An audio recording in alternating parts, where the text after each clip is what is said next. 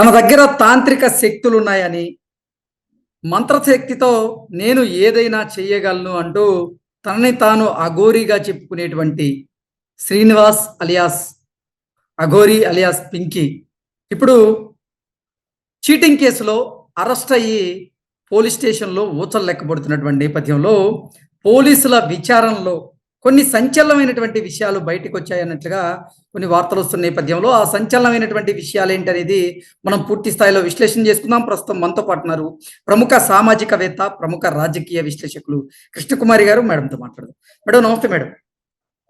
నమస్తే. Madam శ్రీనివాస్‌ని cheating కేసులో arrest చేసిన తర్వాత పోలీసులు విచారిస్తున్నటువంటి తరుణంలో, పోలీసుల విచారణలో సంచలనమైనటువంటి విషయాలు వెలుగులోకి వచ్చినట్లుగా కొన్ని వార్తలొస్తూ ఉన్నాయి. ఏంటి మేడం ఆ సంచలనమైనటువంటి విషయాలు ఏంటంటే ఏం చెప్తారు? అదే అతని అకౌంట్‌లో డబ్బులున్నాయని. అలాగే అంటే ఆ డబ్బులు కూడా ఏదో వాళ్ళెవరో ఇచ్చిన 10,00,000 మాత్రమే కాదు, 2,00,00,000 దాకా ఉన్నాయి అనేది ఒక వార్త. అంటే ఇంకా ఎవరైనా అతనికి బినామీలున్నారా? వాళ్ళ అకౌంట్‌లో ఏమైనా డబ్బులున్నాయా? అంటే వాళ్ళ ద్వారా ఏమైనా వచ్చినాయా డబ్బులు? హ్మ్. లేదు ఇతను మాయ చేసి వాళ్ళ అకౌంట్‌లో డబ్బులేయించాడా? ఇవన్నీ విచారణలో తేలాల్సిన విషయాలు. మేడం. ఇప్పుడు ఇతన్ని ఖచ్చితంగా ఈ సందర్భంగానైనా సరే జ్యుడిషియల్ రిమాండ్ విధించి ఇతనికి ఆహ్, అతని పైన విచారణ చేయాల్సిన అవసరం ఉంది అని అనిపిస్తుంది. హ్మ్. అలాగే ఇంకా కొన్ని వార్తలు బయటకొస్తున్నాయి. అవేంటి అంటే వీళ్ళకి రాజకీయ నాయకులతోటి కూడా సంబంధాలున్నాయని, ఓకే. అలాగే ఈ రాజకీయ నాయకుల సంబంధాలతోటి వీళ్ళు ఆహ్, హ్యూమన్ ట్రాఫికింగ్ కూడా చేస్తున్నారు అనే విషయాలు కూడా బయటకొస్తున్నాయి. ఓకే. ఇదేమి మనం ఆశ్చర్యపోవక్కర్లా. ఇలా జరగకపోతే ఆశ్చర్యపోవాలి. హ్మ్. ఇప్పుడు ఇలాంటి 420లు, కేడీ గాళ్ళు మేడం. ఆహ్, హ్మ్, ఏదో రోడ్డు పక్కన ఆహ్, చిన్న చిన్న అవి ఏమంటారు వాటిని? ఏవో చిన్న చిన్న విద్యలు ప్రదర్శించి డబ్బులడుక్కుంటూ ఉంటారు. హ్మ్. మాయలు, మంత్రాలు అని జెప్పి. హ్మ్. ఆహ్, అయితే మామూలుగా ఇతన్ని చూస్తే ఇతనిచ్చుకున్న బిల్డప్‌ని చూస్తే ఏంటంటే, అలాంటి వాడేమోనని జెప్పి ఇతన్ని పక్కన పెట్టేశారు చాలామంది. పైగా ఇంకొకటేంటి అంటే అతను రావటమే అఘోరీ వేషంలో వచ్చేసరికి అఘోరీలకి నిజమైన అఘోరీలకి చాలా తాంత్రిక మహిమలుంటాయి. వాళ్ళు తంత్ర పూజలు చేస్తారు అని జెప్పి అనుకుంటారు. నాలాంటి వాళ్ళు నమ్మినా నమ్మకపోయినా ప్రజలు నమ్ముతారు. ఓకే. అందుకని ఇతను అసలా అఘోరీ వేషం వేయడం వెనకమాలే ఇది అసలు విషయం. హ్మ్. అంటే ఎవరు తన జోలికి రాకుండా ఉండటం కోసం, హ్మ్. ఎవరికీ తనపై తన గురించి ఆలోచించాలంటేనే భయమేసేలాగా అతను ఆహ్, అతని చుట్టూ ఒక ఆహ్, కృత్రిమమైన గోడని కట్టేసుకున్నాడనమాట. హ్మ్. కట్టేసుకుంటే ఏదైనా ఇది ఒక్కడి వల్ల అవ్వదు. మనం ఇంతకు ముందే అనుకున్నట్లు విష్ణు ఇట్లాంటి వాళ్ళందరూ ఉన్నారు ఇతని వెనక. ఈ ఓకే. మనం మనం ఊహించిన దానికంటే ఇంకా పెద్ద స్థాయిలోనే ఇతనున్నాడు అనేది ఇప్పుడు అర్థమైంది. ఓకే. పోలీసుల హ్మ్. విచారణలో ఈ శ్రీనివాస్ అకౌంట్‌లో 2,00,00,000కి పైగా నగదు ఉన్నట్లుగా వార్తలు బయటకొస్తూ ఉన్నాయి. నిజంగా ఉన్నాయా అతని అకౌంట్‌లో డబ్బులు? ఉంటేనే గదా! ఈ వార్త బయటకొచ్చింది. హ్మ్. ఆ! ఎక్కడియి మేడం? ఆ 2,00,00,000 డబ్బులున్నాయని ఎక్కడి నుంచి వచ్చినట్లు? అదే గదా! ఇప్పుడు విచారణ చేయాల్సిందే అట్లా. హ్మ్. ఇప్పుడు ఈ 2 ఇప్పుడు పోయినసారి ఆహ్, ఒకతను నేను వేరే ఛానల్ డిస్కషన్‌లో కూర్చున్నప్పుడు మేడం. బ్రాహ్మణ సంఘాలకి సంబంధించిన అతనొచ్చి, హ్మ్. అతను 3,00,00,000కి చెక్ ఇచ్చాడు వాళ్ళ అమ్మకి అని జెప్పాడు. హ్మ్.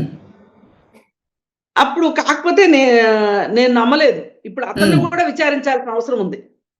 ఓకే. అతనికెలా తెలుసు 3,00,00,000 చెక్ ఇచ్చినట్టు? హ్మ్. మురళీకృష్ణ శర్మ గారికా? ఆ! ఆయనే అనింది. హ్మ్. ఆ డబ్బుకి ఆశపడి శ్రీవర్షిని ఏదో అన్యాయం అయిపోయిందని మీరందరూ అనుకుంటున్నారు. శ్రీవర్షిని పెద్ద అది ఇది అని జెప్పి చాలా బూతు మాటలు మాట్లాడాడతను. హ్మ్. మాట్లాడితే నేను అబ్జెక్ట్ చేశాను ఆ రోజు. హ్మ్. అయితే ఇప్పుడు వాళ్ళ అమ్మ 3,00,00,000 చెక్కు తీసుకొని కూతుర్ని అప్పజెప్పింది అని చెప్పాడు. హ్మ్. అయితే మేము నమ్మలేదు ఆ రోజు. ఎందుకంటే శ్రీనివాస్ దగ్గర 3,00,00,000 ఎలా ఉంటాయి? హ్మ్. ఎలా ఇస్తాడు అని. అయితే అక్కడేంటి అంటే ఒకవేళ 3,00,00,000 డబ్బులు లేకోకుండా చెక్ ఇచ్చాడనుకోండి. హ్మ్. ఆ చెక్ వాళ్ళు వేసారనుకోండి, చెక్ బౌన్స్ కేసు పెట్టుకోవచ్చు. ఓకే. ఇప్పుడు మనం కూడా ఏం మాట్లాడొచ్చు అంటే, మనకు చెక్ ఇవ్వకపోయినా గానీ, ఇట్లా చెక్కులిచ్చి అమ్మాయిల్ని మోసం చేస్తున్నాడు, నా దగ్గర ఇన్ని డబ్బులున్నాయని చూపించుకుని వాళ్ళని మభ్యపెడుతున్నాడు. అంటే హ్మ్. ఏ విధంగా 3,00,00,000 చెక్కిస్తాడు వాళ్ళకి? అంటే హ్మ్. ఒక వ్యాపారమైనా జరగాలి, ఒక అప్పైనా తీసుకునుండాలి. అయినా ఇప్పుడు వాళ్ళ వ్యవహారం చూస్తే 3,00,00,000 అప్పు శ్రీనివాస్‌కిస్తే శ్రీనివాస్ తిరిగిచ్చినట్లుండాలి. హ్మ్. లేదు అంటే 3,00,00,000 అప్పు వాళ్ళు తీసుకున్నట్టన్నా ఉండాలి. మేడం. అంటే వాళ్ళని నమ్మించడానికి ఒట్టి చెక్కు చేతిలో పెట్టి పిల్లని తీసుకొనొచ్చాడా? హ్మ్. అది కూడా చీటింగే గదా మరి! అవును. ఒకవేళ నిజంగా డబ్బులున్నాయనుకోండి, ఇప్పుడు తేలింది 2,00,00,000 ఉన్నాయని. అసలు 2,00,00,000 ఉన్నాయా? ఇంకెక్కువున్నాయా? హ్మ్. ఏంటి అనేది చూస్తే అసలు ఈ డబ్బులు ఎక్కడి నుంచి వచ్చినాయని తేలాలి. ఎగ్జాక్ట్‌లీ. ఆ! ఈ డబ్బులు ఎవరెవరిచ్చారు? ఇప్పుడు పలానా అంటే ఎవరిని ఆహ్, మాయ మాటలతో నమ్మబలికి వారి దగ్గర నుంచి ₹2,00,00,000 కాజేశాడు అనేది కూడా తెలియాల్సుంది గదా! హ్మ్. ఆ! హ్మ్. ఈయనేమన్నా స్టార్టప్ పెట్టి డబ్బులు సంపాదిచ్చాడా? హ్మ్. ఇప్పుడు ఒక వ్యక్తి శ్రీనివాస్ అనే వ్యక్తి వాళ్ళ ఇంటికెళ్తే వాళ్ళ ఇల్లు చూస్తే మీరెళ్లి చూసొచ్చారు గదా! వాళ్ళ హ్మ్. ఇల్లు, వాళ్ళ ఇంట్లో మనుషులు వాళ్ళని చూసొచ్చారు గదా! అసలు అవును. 3,00,00,000కి సున్నాలు ఎన్నుంటాయో గూడా చెప్పలేని వ్యక్తులు వాళ్ళు. హ్మ్. అలాంటి వాళ్ళ ఇంట్లో నుంచి శ్రీనివాస్ బయటకొచ్చి ఎలా ఇన్ని డబ్బులు సంపాదించగలిగాడు? ఏం చేశాడు ఇంత తక్కువ కాలంలో అన్ని డబ్బులు ఎలా సంపాదిచ్చాడు? అంటే హ్మ్. ఎవరినన్నా మాయ చేసి తనకు అతీత శక్తులున్నాయి. ఆ శక్తుల ద్వారా నేను మీకు అది చేస్తాను, ఇది చేస్తానని నమ్మించాడా? లేకపోతే మరి ఎలా వచ్చినియి అతనికి 3,00,00,000 ఇప్పుడు ఇప్పుడు ఆయన నేనున్నాననుకోండి. అరెస్ట్ అయినటువంటి ఆహ్, కేసు గూడా అదే కదా మేడం. 420 కేసు. ఒక మహిళా ఆ! ప్రొడ్యూసర్ ఆయన అదే మీద కదా! ఆయన మీద నాకు తాంత్రిక శక్తులతో పూజలు చేస్తా అని చెప్పి నమ్మబలికి నా దగ్గర నుంచి ₹20,00,000 దండుకున్నాడంటూ కేసు పెట్టిందావిడ. అవును. ఆవిడ హ్మ్. 10,00,000 స్లిప్పులు గూడా చూపిస్తుందావిడ. అవును. అయితే ఇప్పుడు ఇంకొకటి జరిగుంటది. మేడం. ఇంకా చాలా మంది ఈ మధ్య ఒక ఎమ్మెల్యే కూడా 5,00,000 ఇచ్చాడంట. హ్మ్. సరే చాలా మంది డబ్బులిచ్చుంటారు. ఇప్పుడు వాళ్ళందరూ ఏంటి అంటే, అరే! వాడెవడో అబద్ధాలు చెప్తే ఆహ్, వెనక ముందు తెలియనోడికి వాడికి నువ్వు డబ్బులు ఎట్లిచ్చావని అంటారని జెప్పి, నువ్వెట్లా నీ నీ నీకెంత దురాశ ఉంటే నువ్వు డబ్బులిస్తావు అంటారని, ఇలా రకరకాలుగా మాట్లాడతారనే ఉద్దేశంతోటి వాళ్ళెవరు బయటికి రావట్లా. ఓకే. అంటే డబ్బులు పోగొట్టుకున్నప్పటికి లేకపోతే బయటికి రావట్లేదంటారు. బయటికి రావట్లా. అప్పట్లో రైస్ పుల్లింగ్ చెంబప్పుడు గూడా ఇంతే. చాలా మంది హ్మ్. బయటకొచ్చేవాళ్ళు గాదు. ఓకే. సాక్షాత్తు రిటైర్డ్ పోలీసులు వాళ్ళు వీళ్ళు ఉన్నారు. మేడం. వాళ్ళు బయటికి రారు వాళ్ళు. ఎందుకంటే హ్మ్. పరువు పోద్దని. ఓకే. అలా ఇప్పుడు ఈ 2,00,00,000 ఎక్కడి నుంచొచ్చినాయో ఎందుకండి చాలా సింపుల్. అతని బ్యాంక్ అకౌంట్ స్టేట్‌మెంట్ తీస్తే వచ్చేస్తది బయటికి. ఇప్పుడు మీరు నేను స్టేట్‌మెంట్ తీయలేం గానీ, హ్మ్. పోలీసులు తీయాలంటే అరక్షణం పని అది. అవును. బ్యాంకుకి ఫోను జేసి అతను అతని బ్యాంక్ దగ్గరికెళ్ళి, మేమిట్లా డిపార్ట్‌మెంట్ అండి స్టేట్‌మెంట్ ఇవ్వండంటే 2 సెకన్‌లో ఇస్తారు వాళ్ళు. హ్మ్. ఆ స్టేట్‌మెంట్‌లో చూస్తే అందరి జాతకాలు బయటికొస్తాయి మరి. ఓకే. అంటే ఎవరెవరిచ్చారో తవ్వే బయటికొస్తాయి. కొద్దీ ఇప్పుడు శ్రీనివాస్ చేసినటువంటి ఒక్కొక్క అరాచకం గూడా బయటపడుతూ ఉంది. సంచలనమైనటువంటి హ్మ్. విషయాలు ఆయన విషయంలో బయటకొస్తూ ఉన్నాయి. ఏంటి మేడం అసలు ఎలా చూడాలి? శ్రీనివాస్‌ని ఈ కేస్‌లో ఏం అన్నిటికన్నా చేసేటువంటి అవకాశం ఉంది? అన్నిటికన్నా బాధాకరమైన విషయం ఏంటంటే, ఇలా మనుషుల్ని మోసం జేసి, మాయ జేసి, డబ్బులు తీసుకోవడం ఒక ఎత్తయితే, హ్యూమన్ ట్రాఫికింగ్ జేయటం మరింత దారుణమైన విషయం. హ్మ్. ఆడపిల్లల అక్రమ రవాణా చేస్తున్నారు అనేది కూడా వచ్చింది. హ్మ్. దీనికి సంబంధించిన విషయాలు ఏవైనా సరే, ఇతనికి సంబంధించిన చాలా విషయాలు విష్ణువుకు తెలియకుండా ఉండే అవకాశం లేదు.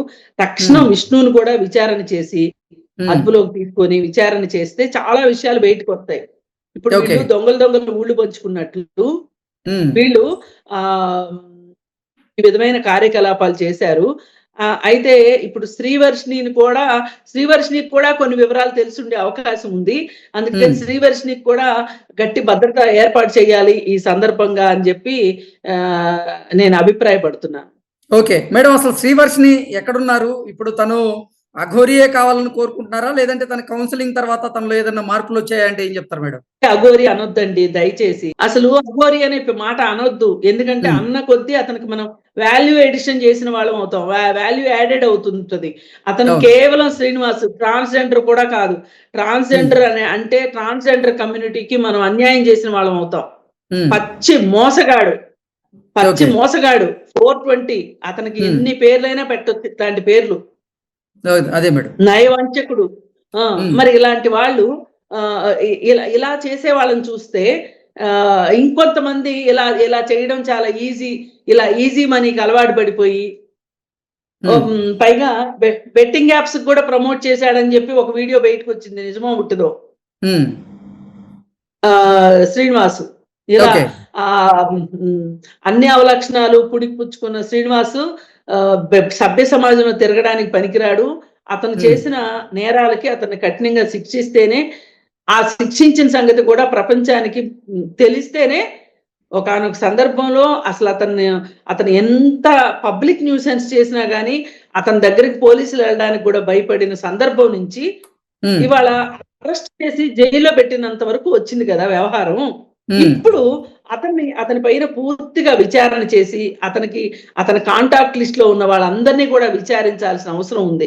ప్రతి ఒక్కళ్ళు ఏదో ఒక సందర్భంలో అతని మోసాలకి సహకరించిన వాళ్ళే, ఉమ్, అలాగే ఇతన్ని వాడుకున్న వాళ్ళే. ఓకే. కాబట్టి దొంగలందరూ దొరకాలి అంటే గనక ఉమ్, ఒక్కటే మార్గం.